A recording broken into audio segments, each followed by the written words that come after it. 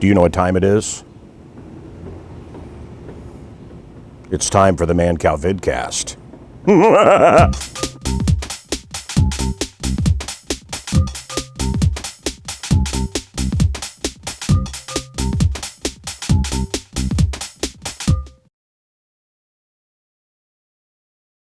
So there was some conversation about me taking over for Rush.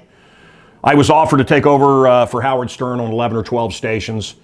I'll never forget, was it Joel Hollander sitting in New York, and he said, we're going to have David Lee Roth take over for Stern. I said, great, and then I'll take over for David Lee Roth.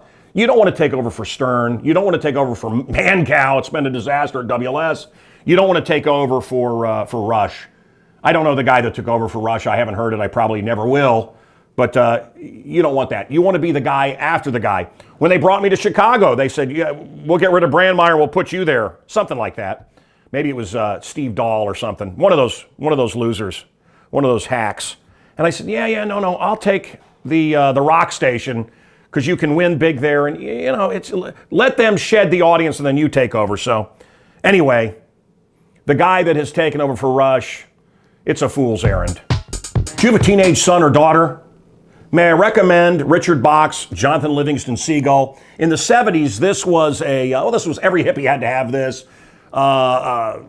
Who was it? Neil Diamond did a whole album on this. He sang as the seagull. But the message is great. Leave the cowards, the buzzards, the crows behind and fly high. Fly high. There you go. Fly high, Michelle. There you go. Some people say Al Jolson, Caruso. I think maybe Wagner, the greatest artist that ever lived. I'm a fan, obviously. Modern times, the Beatles?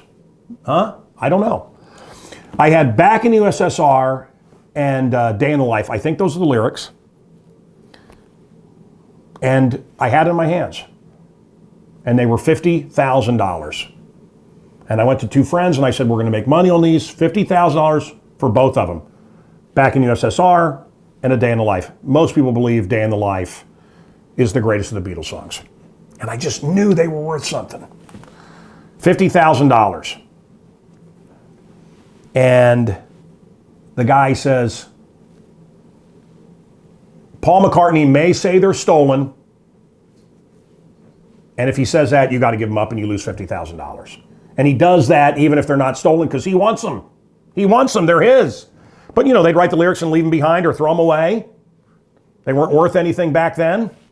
So now, according to this guy, I'm not saying this is true, Sir Paul. I can't fight you in court. You're a billionaire. But anyway, another guy bought them. He has them, and they're worth millions. And Sir Paul never said anything. That's the one that got away. I'm here in Pinnell, a small island off the coast of St. Martin, because I spoil my wife. Hey, here's a question from my gourmet quiz. What food never spoils? What food, one food, never spoils? What is it? Honey. Which reminds me, honey, wait for me. Country, rock, polka, rap. I hate rap. What's playing at Muller Manor often? Tiki music. Martin Denny, Quiet Village. It's my favorite form of music. Tiki music.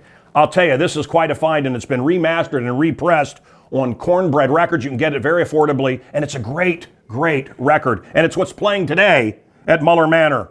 Yes, Robert Mitchum from Night of the Hunter.